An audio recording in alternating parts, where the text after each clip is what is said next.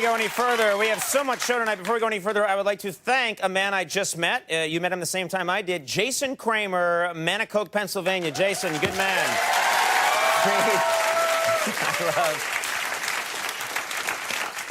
You're not going to get far wearing your I Love New York pajama top around Manhattan. As for the cupcakes, where they're bringing them up right now, they're getting them ready, and there they go. They're getting them ready, and everyone in the audience is going to get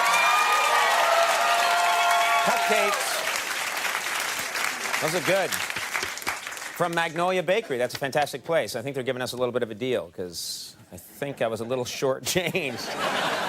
I think I threw about $140 at random people. All right, ladies and gentlemen, let us get into it. My first guest is a huge star, a talented actor who's appeared in numerous films, including Lost in Translation and one of my favorite movies of all time, Rushmore. His latest film, City of Ember, is in theaters right now. We are thrilled he's here. Please welcome Bill Murray.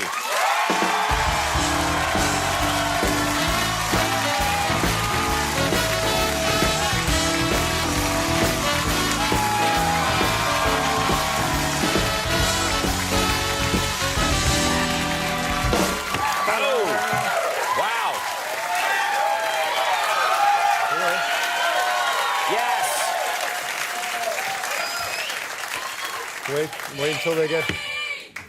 What was that? Did you say... What? Eat me? Oh, Stevesy, Uncle Stevesy. Okay, how are you? If anyone has little private messages they'd like to get out to Bill Murray, just shout them out randomly throughout the show. I used to know it was bad luck to talk to the Corn Cob audience. Johnson! Wait till they get cupcakes in them. You're going to have them... I know. That's why before the show, the producer was like, should we give them the cupcakes during the show? And I'm like, no, they'll be like kids running around the audience. Yeah. You'll get your cupcakes if you behave, Stevesy. So how are you? I'm okay. I'm all right. You know when I said you can yell at anything? That's called sarcasm. I didn't really mean it, and that's why you're being beaten right now by security. Everything good with you? Everything? It's getting there. I'm getting there. Yeah, you're getting there. You're slowly working your way up to good. I'm working my way up to the sunlight. Yeah, very good. Well, you know, first of all, I went and saw the movie City of Ember the other night. I really enjoyed it. This movie was shot in Belfast, is that right? Right. Have you spent a lot of time in Belfast? No, my background prohibited me from going to Northern Ireland for many years, but now I'm allowed to go because of the Troubles are all over now. The Troubles. They call it the Troubles. Yes, yeah. The Troubles. And I found when I got there that the people up there are Irish. I've heard rumors that there's some Irish. You know, I didn't know what to expect, and I got there, and they were all, you know, charming and funny and smart and lively. As we are as a people, you know. That's right. And I had a fantastic time up there. It's really pretty. I don't know what the food. What's the food like in Belfast? I've been to Dublin. One of my favorite things to do in Ireland is get the breakfast, because the belief clearly in Ireland is that breakfast should be a meal of fried meats presented in many different ways. It's the least healthy breakfast you'll ever eat. They haven't read any of C. Everett Koop's nutritional guide. It's crazy, but it's absolutely delicious. What's it like in Belfast? It's the same. It's the 4 food groups. It's bread, butter, bacon, and beer. All somehow congealed and wrapped together. Yeah, but the food, you know, the food got a lot better when the English left, I think. I mean, to me, the whole food in Ireland got better when the English left, because there's not so much liver in the diet, you know, and they eat a little bit better, I think. Everything's better. But they do have great bread and butter and milk, those kinds of butter things. there, am I wrong? There's something about their butter. You have not had butter until you've gone to Ireland and had the butter. I don't know what they're doing to their cows. If they're, giving them Guinness or something, but the butter is the richest, creamiest butter you've ever had in your life. Well, I think the water is so pure. You know, the water, their tea is better. Their beer tastes better over there. Everything tastes better because the rain is so fresh and, makes the grass taste fresh. And, you can see... You were spotted eating grass, I'm told. Well, it's like that over there. I mean, Belfast is a nice town, and then at the outskirt of the town, it becomes complete countryside in like 20 feet. Like you'll be in a van here, and then there's a cow right there. It happens immediately. There's no in-between land. You're really in deep country right away. One of the great stars of Belfast, I'm told, is Van Morrison. Is an iconic figure there. One of the great rock and roll singers of all time. You had a chance to meet Van Morrison, is that right? You're a man, Van, you're a man. Yeah, well, I've known him for a little while. I met him back when we did Saturday Night Live, and I keep bumping into him over the years because my friend Ron Delsner does his shows here. And so he always invites me and makes, go in and talk to Van. Because Van, he's famously difficult guy to talk to. He's a moody guy. And, it's go in there and make, my job is to go in and, just lighten it up a little bit so Van will appear. And it's fun to go. He does a great show, like St. Patrick's Day. You should see it down at, in Gramercy Park down there, that little place down there. And it's a great show. It's a beautiful room to see the show in because Van comes and kills. And they fill it, and then like 300 police officers come just to make sure there's no trouble. And then about 500 firemen come. Everyone's Irish, of course.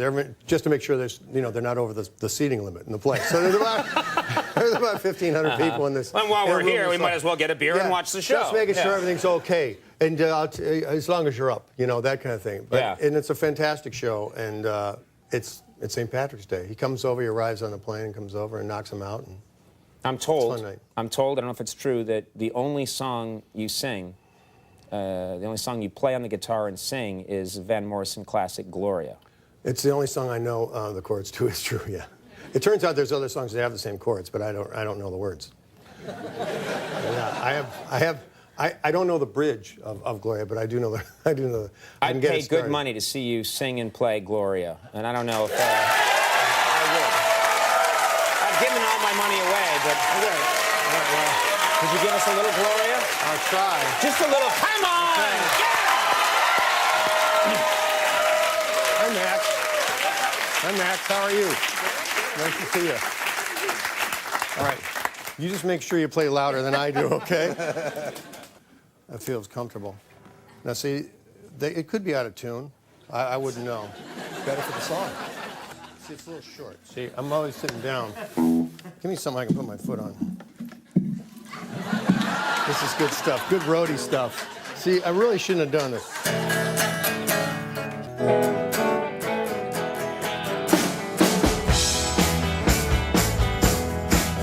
My baby, she comes around about 5'4" from her head to the ground. She comes around here,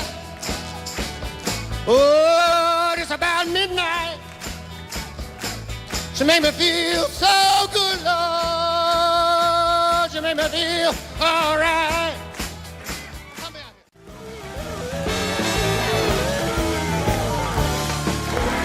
We're back, sitting here with Mr. Bill Murray. These guys are good on their own. You guys are very good, too. Hey, we try. For you.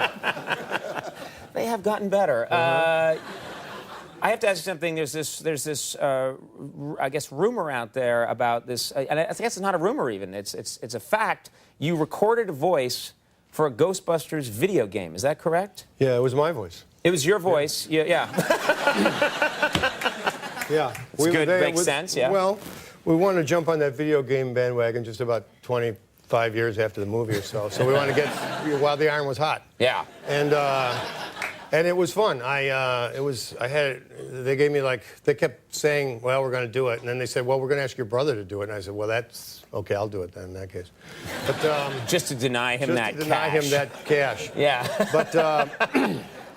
But so I did it, and it was funny. I came into the city and recorded it between 6 and 8 o'clock in the mornings on the weekends, and I got into it. It was fun. That's Dr. Peter Venkman is a funny guy, and I'd come out of the studio, I'd be walking into my car, and I'd be singing the Ghostbusters song, and people would be looking at me like, Bill, get over it, okay?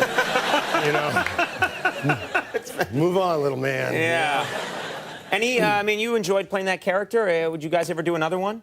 Well, we made a sequel to it. And it was sort of, the first one was so great. And the second one was, to me, it was a lot more special effects. There were some great scenes in it, but, the special effects, they tire you out. They're fatiguing. But the characters were great. And what Danny created was really something fun. And, Rick Moranis and Annie Potts. There were a lot of funny people in that movie. And you know, Harold and Danny, and we had a great time. We had a lot of fun. When we were making it in New York, we owned the town. It was crazy. I remember that, actually. I was a writer at Saturday Night Live when you guys were shooting that, and I remember People thought we crowds were would break out. cops, but bigger, you know? It was like they must be cops, but even more important because they got those things on their backs. And we'd walk into places, we'd walk into stores and go like, okay, we're going to need this and this, and just walk out. It was...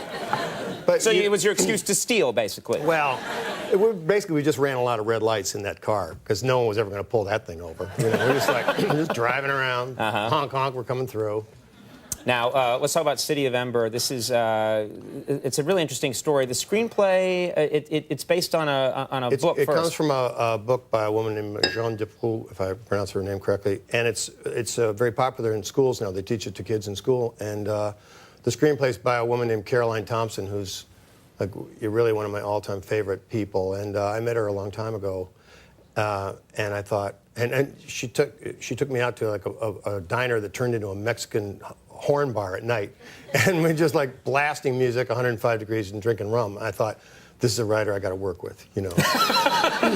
Those are the credentials. And then I never saw her again. And then I opened the script and I saw her name, and I said, it's got to be the same one. And the script it's an amazing screenplay. It's a cool idea too. It's a city of people that have been living pretty much underground for 200 years. Right. More than 200 years. You're the mayor of this town. There's a lot of funny moments in the movie. It's not a comedy, but your character I really enjoyed a lot. He's the mayor. Things are a little threadbare. He's trying to keep this thing going. The civilization's falling apart. They've been underground too long now, and they've forgotten that they're supposed to leave and how they're supposed to leave. It's all been lost in the couple hundred years they've been under, and the whole place is falling apart. The whole world is crashing. Lights are going out. Power's going down. Everyone's clothes are, you know, been put together through various generations of tailors, and people are hoarding. And we have a clip here. Anything we need to know for this clip? Just hold on to your seats, folks. Why can't more setups be like this? The real star of this movie is a girl named Saoirse Ronan, and she's this beautiful child you're going to see, and this girl's going to be one of the biggest actresses of your entire life. You'll see her the whole rest of your life. Let's take a look at this clip of City of Ember. I love your portrait.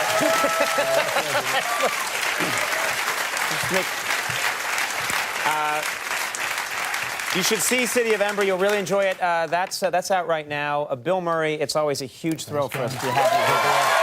Huge thrill. We'll be right back. Bob Cordry from the new film W. We'll see you in a second.